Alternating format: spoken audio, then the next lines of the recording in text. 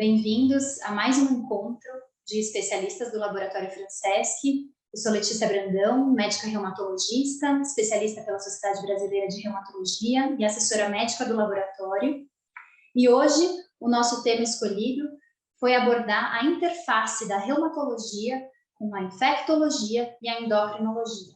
Uma vez que nós, da reumatologia, temos que lidar na nossa prática clínica com pacientes com doenças multissistêmicas, temos muitos desafios no manejo dos pacientes imunossuprimidos, uma vez que lidamos com doenças infecciosas com bastante frequência e, além disso, lidamos com indivíduos com status inflamatório bastante elevado e com risco aumentado de doenças cardiovasculares. Encontram-se aqui comigo meus colegas de trabalho, a doutora Maria José Kassab Carvalho. Boa noite, Maria, seja muito bem-vinda. A doutora Maria ela é médica infectologista do Hospital da PUC Campinas, é docente da Faculdade de Medicina da PUC Campinas e médica assessora do Laboratório Franceschi. E também o professor doutor Marcos Tambassia, que é professor da disciplina de endocrinologia da Faculdade de Ciências Médicas da Universidade Estadual de Campinas, é ex-presidente da Sociedade Brasileira de Diabetes, do Departamento de Diabetes da Sociedade Brasileira de Endocrinologia e Metabologia, e, além disso, pesquisador responsável pelo Centro de Pesquisa Clínica em Endocrinologia de Diabetes da Unicamp e também assessor médico do Laboratório Franceschi. Seja bem-vindo, doutor Marcos. Obrigado. Muito bem. Então, começando o nosso bate-papo de hoje, Maria, eu gostaria de te perguntar a respeito de um assunto que é bastante comum na nossa prática, né, do reumatologista, que é no que se embasa a solicitação de teste pré-screening de TB latente em pacientes reumatológicos, uma vez que nós temos que mandatoriamente sempre solicitar screening para TB antes de iniciarmos a terapia biológica. Perfeito. Boa noite, Letícia. Boa noite a todos. Boa noite, doutor Marcos. É um prazer estar aqui. Bom, é um assunto bastante importante, né? Visto que a população em uso de terapias imunobiológicas, em uso de corticoide, tem aumentado, principalmente em regiões desenvolvidas, né? Então, no que se embasa? A gente sabe que o Brasil, em 2020, está classificado entre os 22 países com maior carga de tuberculose no mundo. Ele representa 33% de todos os casos de tuberculose, né, levando em consideração o continente das Américas, né? E a gente sabe que existem alguns fatores de risco relacionados à reativação de tuberculose, né? Quando a gente entra em contato com pacientes com tuberculose bacilífera, a gente tem cerca de 30% de chance de adquirir a doença, né? A gente sabe que 10% dessas pessoas vão adoecer, 5% nos 2 primeiros anos e 5% mais para frente. A gente vai ter que estar de olho nas condições e nos fatores de risco que levam os pacientes a reativar essa tuberculose, né? Os outros 90%, né, que adquiriram a doença, vão ficar com ela em status latente, né? Então, eu vou ter que estar novamente observando para ver se esse paciente se encaixa em alguma categoria de risco que leve ele a desenvolver TB em qualquer fase da vida. Né? A gente sabe que a população em uso de corticoide na dose específica de mais de 15 miligramas por quilo por mais de um mês e os pacientes candidatos à terapia anti-TNF-alfa, né, terapia biológico, tem um risco aumentado de TB. No caso de anti-TNF-alfa, a gente tem esse aumento, risco de adoecimento, de reativação de TB, variando de 6 a 12 vezes, né, de adoecer com mais propensão, vamos dizer assim, e em locais de alta prevalência, como é o caso do Brasil, como iniciei introduzindo, né, a carga de tuberculose no Brasil, esse risco chega a 24 vezes a partir do momento que ele está sujeito à terapia com anti-TNF-alfa. Então, nesse cenário de uma população extremamente infectada, né, em contato com bacilo da tuberculose, sabendo que a gente vai ter uma depressão do TNF-alfa, que é um dos pilares para a manutenção do granuloma compacto, da TB latente, sabendo disso, é fundamental que eu faça o screening. Aí a gente tem duas opções, a gente vai falar mais para frente, de exames para identificar esse status de TB latente e proceder ao tratamento corretamente. Posso fazer uma pergunta? Essa avaliação você faz antes de iniciar o tratamento com imunobiológico, com corticoides, e depois com que frequência que você volta a investigar? Perfeito. A avaliação, idealmente, ela deve ser feita um mês antes do início do anti-TNF-alfa, né, ou da imunossupressão com corticoide com mais de 15 miligramas por quilo, né, por 30 dias. porque a gente tem um tempo de um mês, a recomendação da Sociedade Brasileira de Reumato, e também em consenso com outros guidelines internacionais, recomenda que a terapia da ILTB, né, da tuberculose latente, seja iniciada um mês antes do início do tratamento com imunobiológico ou corticoide, nessa faixa de dose que eu explicitei. Em relação à repetição do teste, a gente considera que quando o paciente tem tuberculose latente, ele é tratado com isoniazida ou com rifampicina, são vários esquemas de tratamento hoje, na verdade 3 aprovados pelo SUS, ele tem 90% de eficácia do tratamento. Então, a repetição do exame, ela vai ser necessária baseada no painel de especialista. Um paciente que vai ficar imunossuprimido por muito tempo, 2 a 3 anos, e se tiver uma nova exposição, aí está indicada a retestagem, né, a procedência de um novo teste. Mas, a princípio, se ele foi identificado com TB latente, tratou adequadamente os 6 meses, 9 meses, com isoniazida, e o esquema varia, a gente considera esse indivíduo tratado. Perfeito. Os ensaios mais utilizados por nós, reumatologistas, são o PPD e o IGRA. Existe alguma diferença de performance entre o PPD e o IGRA? E quais seriam as vantagens entre um método e outro? Essa é uma questão bastante polêmica também. A gente tem diversos guidelines internacionais. Então, o último guideline americano, para a gente ter ideia, é de 2010, né? Ele leva em conta todas as gerações de ensaio à base de interferon, né, conhecidos como IGRA, e então, assim, já tem 12 anos do último guideline, né, então, a gente, nessa época, não tinha tanto estudo, não tinha tanta evidência, estudos cabeça a cabeça, comparando um teste com o outro, né. No Brasil, a gente tem um documento de 2020 da Conitec para implementação dos ensaios baseados em interferon no SUS, que reúne 13 revisões sistemáticas, uma gama enorme de pacientes, né? E são estudos muito variáveis, então estudos que são feitos em países com baixa carga de TB, outros em países com alta carga de TB, o que torna a nossa decisão de escolher um teste ou outro muito difícil. Então, o que a gente tem hoje de recomendação? Tanto o Brasil quanto os Estados Unidos, para doentes reumatológicos e pacientes que têm indicação de investigar tuberculose latente, qualquer um dos testes pode ser utilizado. Então, a gente usa os 2 testes com as mesmas indicações, né, pelo protocolo de TB. Isso acontece também nos Estados Unidos. Mas, para a gente escolher, já que existem 2 testes, é bom a gente olhar ensaios mais recentes, né, que levam, inclusive, ao consenso europeu recomendar um teste em detrimento do outro, ou associação dos testes. O que a gente tem hoje de evidência? Esse documento da Conitec de 2020, do Brasil, ele reuniu essas 13 revisões sistemáticas e mostrou que, para identificar a tuberculose latente e para avaliar contato prévio com o TB e fatores de risco, o IGRA mostrou-se mais apurado. Tá? Isso em diversas populações de pacientes imunossuprimidos, dentre os quais estão os pacientes candidatos aí à terapia contra-TNF-alfa. Então, a gente tem uma sensibilidade muito semelhante entre os 2 testes, mas a gente tem uma especificidade do IGRA em relação ao PPD, né, ao teste tuberculino cutâneo, que é bastante significativa. Para a gente ter uma ideia, a especificidade do PPD varia de 55% a 95%, enquanto o IGRA, né, representado aqui na nossa rotina de laboratório pelo QuantiFERON Gold Plus, que é o de última geração, ele tem uma especificidade de 95% a 100%. Por que isso é importante? A gente sabe, por estudo recente, inclusive, que o PPD pode interferir, a vacina com BCG, né, então países que têm alta carga de tuberculose, então, obviamente, as crianças são vacinadas, né, a gente tem alta cobertura vacinal com BCG, pode interferir no PPD. Então, isso traz uma especificidade menor. O que significa isso? Significa que, se eu tiver um PPD positivo, vai ser mais difícil eu valorizar o diagnóstico de tuberculose latente, sabendo que ele pode ser consequência da vacina. Isso acontece também em países desenvolvidos. Então, profissionais que são revacinados por conta do contato direto com tuberculose, que não foram vacinados lá no passado, eles podem ter influência no exame de PPD. Então, o QuantiFERON, ele traz para a gente a vantagem de ser um exame mais específico e trazer um valor preditivo positivo melhor.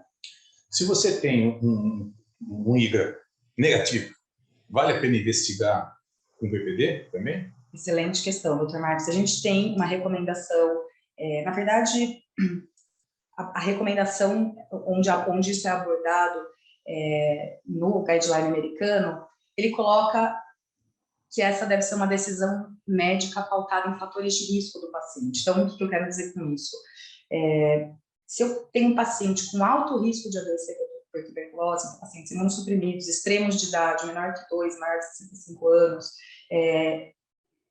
pacientes imunossuprimidos por qualquer outra causa, contactante. Ou, sim, se existe uma alta probabilidade desse indivíduo adoecer gravemente, que são essas pessoas, esses grupos de risco que eu citei, talvez valha a pena a gente associar os testes. Por quê? Tem estudos mostrando que se eu uso só o teste tuberculínico, eu tenho 55% de detecção de ILTB, né, de infecção latente por Mycobacterium tuberculose. A partir do momento que eu associo a pesquisa com quantiferon, eu tenho um aumento na detecção para 72%, isso um estudo mostrou muito claramente. Só que a gente tem alguns problemas. Justamente o fato do PPD ser menos específico, às vezes ele pode gerar viés, né? A gente sabe em várias coisas, inclusive de pacientes reumatológicos, que são candidatos e foram submetidos a tratamento com anti-TNF-alfa, várias cohortes de pacientes com 600, 900 contatos de tuberculose ativa, e a maioria dos ensaios que teve quantiferon negativo apresentou uma porcentagem significativa de PPD positivo. Então, esses pacientes foram avaliados, né, subsequentemente, não sei se estou me fazendo clara, mas o que aconteceu? A partir do momento que eles tinham quantiferon negativo e um PPD positivo, eles foram submetidos à terapia com imunobiológico. Nenhum adoeceu. Falando a favor aí de um falso positivo do PPD, né, refletindo esse cenário de baixa especificidade, baixo valor preditivo positivo. Né? Então, assim, isso tem que ser... O consenso europeu já, o que ele faz? Ele faz o contrário, ele fala, olha, a gente está num local de baixa prevalência, o PPD deu positivo, vamos fazer um quantiferon, porque ele é mais específico, eu quero confirmar esse PPD, né? Então, fica muito pautado na decisão do fator de risco do paciente. Esse paciente tem um risco de adoecer gravemente por tuberculose. Posso usar os 2 testes para aumentar a sensibilidade, mas tenho que saber que o quantiferon aí vai ganhar na especificidade, no valor preditivo positivo. Excelente. Excelente. Acho que os colegas reumatologistas já estão bastante habituados à solicitação do IGRA-NESSER. A questão que eu vejo na prática clínica é a dificuldade de acesso ao PPD atualmente. Esse é um ponto super importante. A gente tem fabricantes diferentes, né? Falando aí em vantagem e desvantagem. A gente tem falta de insumo, a gente tem falta de armazenamento ideal para insumo, que pode gerar falsas leituras, tanto falso negativo quanto falso positivo. Eu preciso de uma capacidade de treinamento do profissional da enfermagem que vai ler, e vou dar um dado importante, que em um trabalho americano, em que os pacientes foram screenados para fazer o screening de TB latente com PPD, 65% dos pacientes não voltaram para a leitura. Então, essa é uma limitação do PPD que faz a gente preferir aquele paciente não aderente, sabidamente não aderente, que não adere tanto à medicação quanto ao segmento, quanto às visitas, às vezes por questão de trabalho, por deslocamento, né? O quantiferon tem essa vantagem de você fazer a dosagem em um único dia, um volume considerável de sangue, uma vez que são 4 tubos, né, mas com resultado em 24 horas em uma punção só. Né? Outra vantagem do quantiferon que eu vou explicitar aqui é que ele é um teste que tem controle positivo e controle negativo.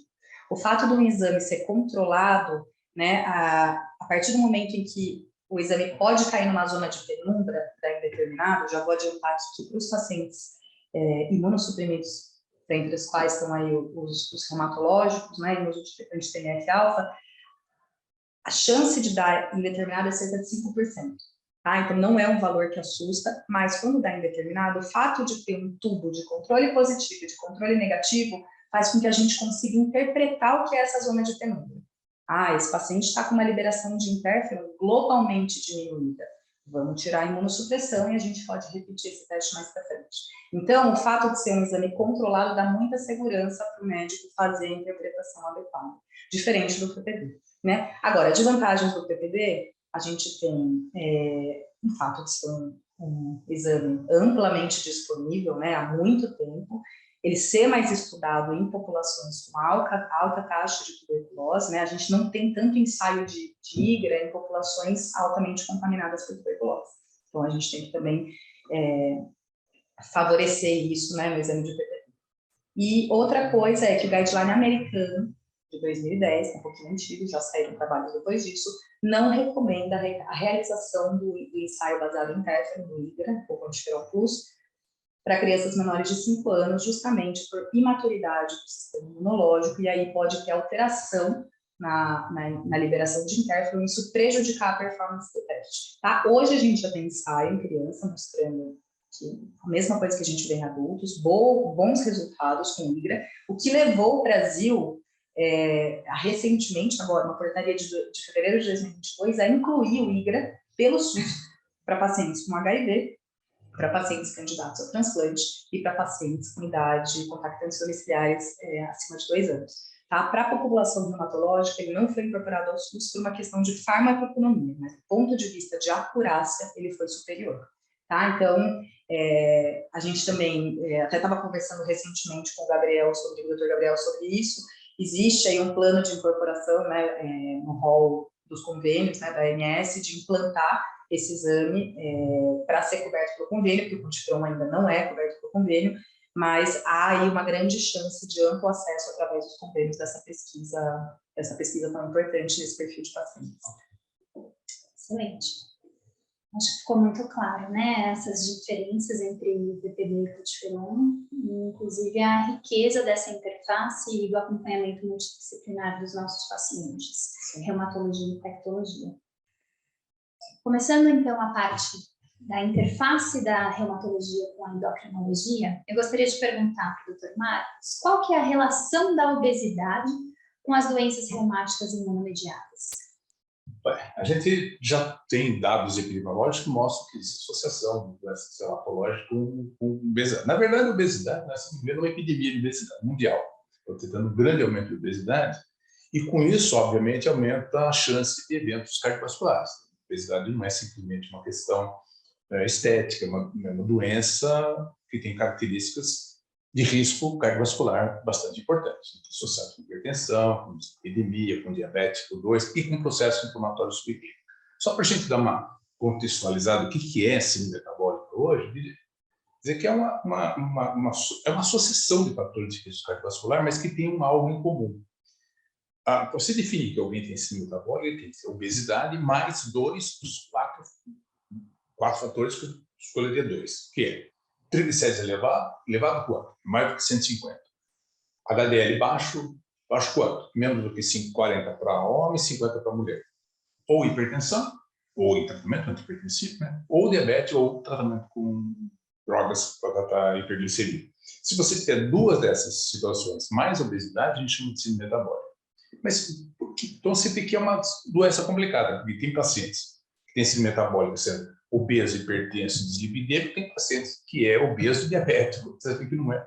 Então, você vê que não é todo mundo com as mesmas características. Mas o que tem em comum isso? O que a gente tem em comum, é que depois foi descrito síndrome metabólica, que isso está associado com resistência à insulina.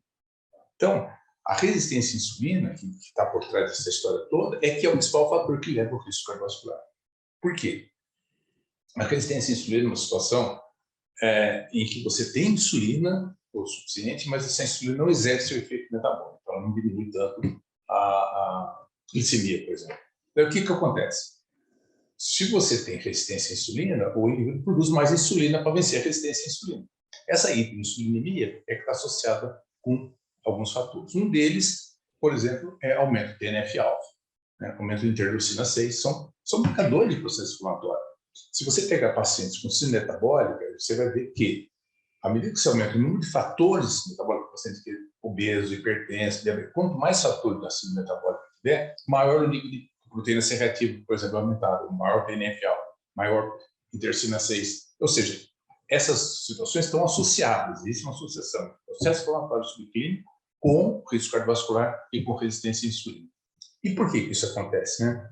A gente sabe que a obesidade, particularmente a obesidade visceral, a gente tem obesidade que pode definir que é uma obesidade subcutânea e tem a obesidade que tem a gordura intraabdominal. Existe uma semelhança muito grande entre os macrófagos, né, do tecido adiposo, se a gente for analisar o macrófago, que ele tem uma ação inflamatória, tá certo? Que pertence a um processo inflamatório e também está associado com resistência insulínica. Então, a quantidade de gordura intraabdominal está associada muito com um nível elevado de TNF-alfa. E esses marcadores funcionam, eles pioram a resistência à insulina. Como é que funciona? A insulina, para funcionar, ela tem que... Você comeu alguma coisa, aumentou a glicemia, você produz insulina. A insulina gruda no receptor de insulina. Faz uma série de processos de sinalização intracelular que vão culminar com a entrada de glicose dentro da célula. É assim que funciona para tudo, pessoas normais. Se você tiver um aumento de ácido graxo livre, e todos os indivíduos obesos têm aumento de ácido graxo livre, esse aumento de ácido graxo livre, ele impede essa migração da glicose para a direção. É um efeito ruim. Além disso, o próprio TNF-alfa aumentado também faz a mesma coisa. Então, você tem um processo inflamatório subclínico, estou falando que é um processo inflamatório, mas não tem febre, é um processo subclínico. O nível de TNF-alfa está elevado. Isso piora a sinalização de insulina. Piorando a sinalização de insulina, se diminui todo o processo de controle glicêmico, por exemplo. É por isso que existe a obesidade associada com diabetes. Você fala, não, mas todo indivíduo obeso é diabético? Não. Por quê? Porque você pode ser obeso, tem resistência, isso todo obeso tem resistência à insulina, mas ele não significa que tem diabetes, porque ele produz mais insulina para vencer a resistência à insulina. Se ele não consegue produzir, aí é que manifesta o diabetes. E é aí que entra essa história, por exemplo, pacientes que estão tomando, vamos dizer, corticosteroide, que é uma droga utilizada, por exemplo, no tratamento de doenças reumatológicas com uma grande frequência. Não são todos os indivíduos que estão tomando corticoide que vão ficar com diabetes. Mas todo mundo que toma corticoide de dose farmacológica vai ter resistência à insulina. Você pode ter resistência à insulina e vencer a resistência e produzir mais insulina. Ou não. Isso leva a uma exaustão da célula beta, e por isso que, se a gente pegar uma população de 100 indivíduos que estão tomando corticoide de dose farmacológica, não são todos que vão ficar com diabetes. Aqueles que ficaram com diabetes são porque, além da resistência à insulina, eles também têm uma deficiência, eles não conseguem produzir insulina o suficiente para vencer a resistência à insulina. Então, o negócio é bastante complexo nessa história, mas a gente sabe que a obesidade, ao mesmo tempo que ela está associada com o risco cardiovascular, ela está associada com um processo inflamatório, e é isso que leva hoje a gente está falando que a principal causa de morte no mundo hoje não é guerra, não é bala perdida, não é nem AIDS, não é nem Covid. A principal causa de morte hoje é infarto. E o infarto, por que você tem uma doença cardiovascular aumentada? Porque existe fator de risco associado. E o problema é que eles vêm todos associados. O obeso, hipertenso, diabético, epidêmico, processo inflamatório subclínico, alguns fumam, alguns são obesos, mais obesos, tem uns que não fazem atividade física nenhuma, porque ele vai somando fator de risco e com isso você leva esse grande chance de doença macrovascular. Pacientes reumatológicos tomando corticoide piora essa situação, porque ele está agravando o fator de risco. E é por isso que a gente tem que tomar um cuidado muito grande nesses pacientes que estão sob tratamento clínico com os colegas reumatologistas, no sentido de não descuidar do fator de risco cardiovascular.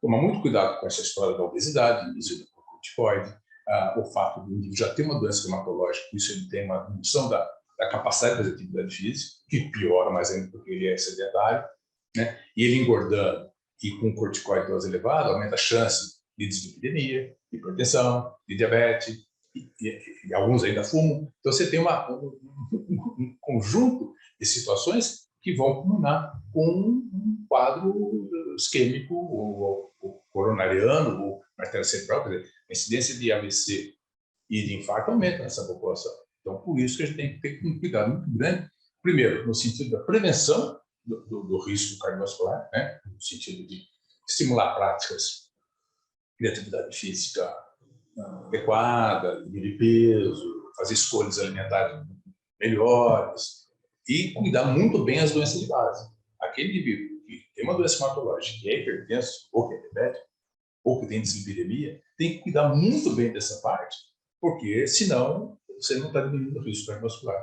Quando a gente analisa tratamento de doenças multifatoriais, assim, você tem que tratar todos os fatores de risco. Se você tem um paciente que é obeso e hipertenso e diabético, você tratar o diabetes muito bem, mas não tratar a hipertensão não adianta nada. Se trata a hipertensão, não trata o diabetes, não adianta nada. Ou seja, essa que é a importância de quando a gente enfrenta essa situação de pacientes que têm um risco cardiovascular, tentar incluir eles dentro de protocolos específicos, que hoje a gente sabe perfeitamente bem qual é o alvo, qual é a meta terapêutica para a prevenção do evento cardiovascular no futuro, tratar todos adequadamente.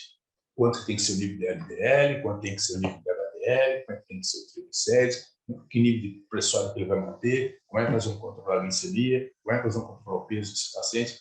Então, a gente não pode esquecer que o paciente que tem uma doença reumatológica está sendo cuidado muito bem pelo colega reumatologista, mas a gente não pode descuidar que esse paciente tem também um risco de ter uma doença associada, uma doença cardiovascular que precisa ser também bem manuseada. E daí vem a importância da familiarização do reumatologista com essas ferramentas de score de risco, né? Cada uma com seus prós e contras, né, que tem que ser levados em consideração. Difícil a gente definir qual é a melhor ferramenta, a depender da patologia em questão, mas fica aí clara essa demanda, essa mandatoriedade de uma abordagem muito ampla do paciente reumático. Né? Principalmente quando nós estamos falando em prevenção de doença, né? A prevenção de qualquer evento implica em você colocar essas pessoas dentro de metas muito específicas, que já foram testadas em algumas populações. Né? A começar o famoso estudo Framingham, né, que começou exatamente colocando metas específicas para diminuição de mortalidade cardiovascular no futuro. Tem outras ferramentas hoje, que podem ser utilizadas também, com algumas vantagens, desvantagens, mas o importante é a gente não esquecer que esse paciente tem, além de uma doença, sei lá, espondilite quilosante. Além disso, esse paciente pode ser obeso, hipertenso, diabetes, tem que ser tratado nesse sentido também. Excelente, doutor Marcos, muito obrigada. Voltando então, Maria, eu gostaria de saber se existe alguma diferença de performance entre o PPD e o IGRA naqueles pacientes que já estão em vigência de terapia imunossupressora. Bom, então esse é um cenário comum que eventualmente acontece no consultório do dermatologista. O paciente vem encaminhado de outro colega, né? Eventualmente podendo já ter iniciado terapia imunossupressora com corticoide ou mesmo com TNF-alfa, e não foi triado para TB latente, né? A gente sabe que o quantiferon, nessa reunião de 13 revisões sistemáticas que a gente tem pelo Ministério da Saúde, que o quantiferon ele não é alterado, já que ele é usado, né, ele é realizado baseado na dosagem sérica de interferon, né, ele não vai ser afetado pelo uso de anti-TNF-alfa. Né, a gente mede a hipersensibilidade tardia, né, tanto o PPD quanto o quantiferon são ensaios de resposta celular, e a gente tem essas duas medidas, né, a duração do PPD como resposta de macrófago local e liberação de interferon, enquanto no IGRA eu só pesquiso a liberação de interferon, né, com valores padronizados. Então, o que a gente viu nas validações, né, do quantiferon é que ele não foi afetado por pacientes que já estão em uso de terapia anti-TNF-alfa.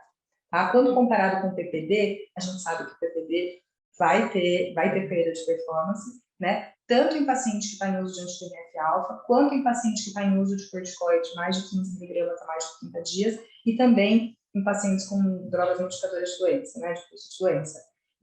Então, essa é uma vantagem do quantiferon. O paciente que já está manipulado, já vem prescrito, né, o quantiferon teria aí suas vantagens por não ser tão afetado. O que pode levar, que a gente viu em validações do estudo do quantiferon, que pode levar a maior frequência de resultados indeterminados no quantiferon é o uso do corticoide, mas mesmo assim, quando comparado com o PPD, o quantiferon ainda tem melhor performance. Muito bom, excelente. Só aproveitando sua presença, uma última pergunta. Existe algum cenário clínico em que há recomendação de realização de tratamento de TB latente sem testagem, seja por PPD ou quantiferon? Sim, a gente tem cenários diferentes, né? Então, isso acontece tanto no paciente hematológico quanto no paciente com HIV, são indicações diferentes, né? Mas, basicamente, para o paciente reumatológico, usando aí o consenso de artrite reumatoide brasileiro, né, que a gente tem, que acaba se extrapolando para os outros, que vão entrar em imunossupressão, né? A gente sabe que eles estão em programação de imunossupressão, seja com corticoide ou seja com biológico. O paciente que chega referindo ser contactante domiciliar de um paciente com tuberculose confirmada bacteriologicamente, laríngea ou pulmonar, que são as únicas duas formas de tuberculose em que o paciente recebe, né, tem risco de transmissão, ele tem indicação independente do resultado do PPD e independente do resultado do INDRA. Nem preciso testar, né, se ele é um contactante domiciliar. E aí a gente tem várias definições de contato domiciliar, né? Pacientes que estiveram 3 meses no mesmo domicílio com o caso índice, ou pacientes que convivem mais de 4 horas por dia, mais de 3 vezes por semana. Cada guideline adota um tipo de definição para contactante domiciliar. O fato é, se mora no mesmo domicílio e tem um caso índice com TB laríngea ou pulmonar, esse paciente vai direto para o tratamento de TB latente. Por quê? O teste, a gente sabe, ele é bem acurado, tem sensibilidade variável, né, comparável entre os dois métodos de PPD e quantiferol, mas ele tem uma sensibilidade de 70%, 80%. Então, nesses pacientes, eu não posso correr o risco de ter um falso negativo. Se ele é um contactante domiciliar, eu sei que ele é um paciente que vai imunossuprimir e tem 50% de chance de fazer TB extrapulmonar. Tem forma de adoecer gravemente, então fazer tuberculose meningia, tuberculose hematogênica, vários órgãos. Então, eu tenho que iniciar o tratamento para TB latente. E outra indicação, que também se aplica no cenário, por exemplo, de pacientes HIV, é o paciente que tem cicatriz radiológica de uma tuberculose. Isso é um pouco mais difícil, né, da gente definir o que é uma cicatriz radiológica, mas geralmente habitações detectadas em raio-x, com uma história prévia, né, de exposição à tuberculose, ele também não precisa, não é candidato a fazer o teste para iniciar o tratamento da tuberculose latente. Então, seriam esses 2 cenários que estaria autorizado a iniciar o tratamento sem a testagem. Perfeito, sendo assim muito bem a tempo, né? Com certeza. Muito bom, obrigada. Maria, no cenário de um paciente lúpico, um teste não treponêmico positivo, por exemplo, com diluição de 1:8, como interpretar? É uma ótima pergunta, né? A gente tem essa limitação, apesar do teste não treponêmico, né? O VDRL mais conhecido, o RPR, que é a mesma técnica, né? É até um pouco mais sensível que o VDRL. Eles têm titulações que levam a gente a considerar atividade ou sequela, ou cicatriz sorológica, né? Então, a gente vê que em vários cenários em que há proliferação importante de células com exposição, tem alto turnover celular, grande exposição de cardiolipina, né? A gente vai ter uma positividade desses testes, porque é um anticorpo anticardiolipina, por isso o nome não treponêmico, ele não é um anticorpo específico contra uma proteína exclusiva do treponema párico, né? Ele é um anticorpo anticardiolipina que pode estar presente em outras células. Então, situações de neoplasia, gravidez, doença reumatológica, onde eu tenho muito turnover celular, eu tenho alta exposição à cardiolipina e posso positivar, geralmente em títulos falso positivos, né? Quando de fato não é uma sífilis, em até 1:8. Então, 1:8 geralmente é o cutoff para a gente considerar tanto o VDRL uma reação falso positiva, né, no contexto aí da doença reumatológica, do paciente lúpico ou com outra doença reumatológica, mas também para falar de cicatriz sorológica. Então, o paciente que tem títulos acima de 1:16, geralmente não tem um exame falso positivo e tem sífilis ativa, né? Mas a gente tem um algoritmo do Ministério da Saúde, 2, na verdade, até vou comentar o que a gente faz aqui no laboratório, que você não fecha o diagnóstico de sífilis com um único teste. Então, a gente tem 2 estratégias de início de testagem. Eu posso começar a testagem com VDRL, um RPR, ensaio não treponêmico, e justamente por ele ser um teste muito sensível, né? Mas o fato dele ser pouco específico faz com que eu obrigatoriamente tenha que complementar essa investigação com FTABS ou um outro teste treponêmico, TPHA, são várias modalidades. Então, nesse caso específico do paciente lúpico que chega para você com 1:8 de titulação de VDRL e não tem na história clínica contato com sífilis, não sabe relatar se teve, nunca tratou, primeira conduta é pedir um teste treponêmico para confirmar, aumentar a especificidade da testagem e ver se esse paciente pode ter sífilis ou se aquilo de fato é um falso positivo.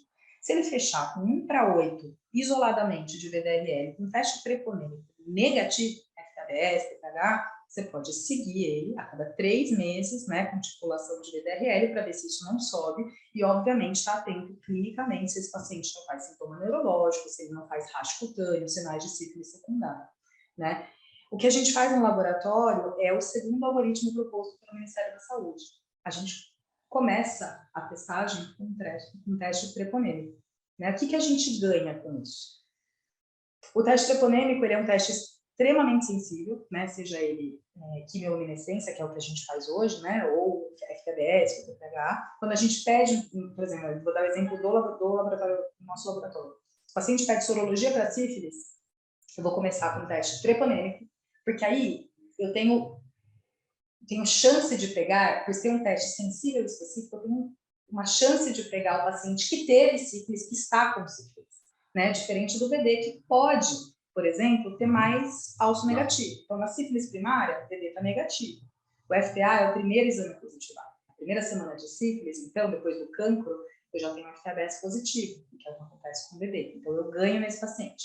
Paciente que tem sífilis latente tardia, pode negativar os títulos de VD, são idosos e fazer uma demência. Então, é mais interessante eu investigar ele com um teste sensível. O FTBS consegue pegar, porque uma vez que o paciente tem sífilis, ele fica com FTBS positivo pro resto da vida em 90% dos casos. Então, eu ganho sensibilidade e especificidade, principalmente no momento em que o VD falha, tá? Então, mesma coisa, a partir do momento que foi solicitada a sorologia para sífilis, identificado um teste treponêmico, em seguida, eu vou fazer um VD para demonstrar a atividade de doença e, obviamente, fazer o segmento sorológico, que eu não consigo fazer com um teste treponêmico, que vai ficar positivo para o resto da vida.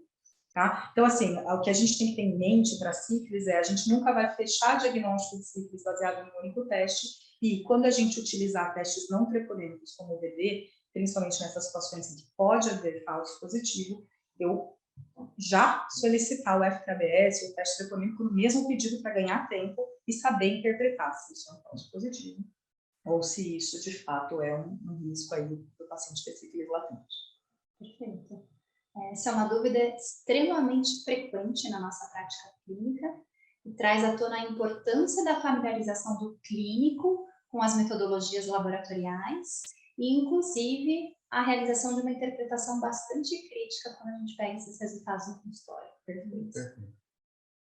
Infelizmente, nosso tempo chegou ao fim. Agradeço imensamente a presença da Maria e do Dr. Marcos, foi excelente, reforçando mais uma vez a importância dessa interface entre nós, reumatologistas, e colegas de outras especialidades, dada a complexidade no manejo dos nossos pacientes reumáticos. Foi excelente, obrigada mais uma vez. E eu reforço que nós, da assessoria médica do Laboratório FSESC, estamos sempre à disposição, tanto dos pacientes quanto dos colegas médicos. Temos um ramal de contato direto, sempre que houver quaisquer tipos de dúvidas. E caso surja alguma dúvida em relação ao nosso encontro de hoje, fiquem à vontade para mandar as dúvidas no e-mail assessoriamedica@labfrancesc.com.br. Boa noite a todos e agradeço mais uma vez a presença de cada um de vocês. Boa noite. Obrigada. Obrigado.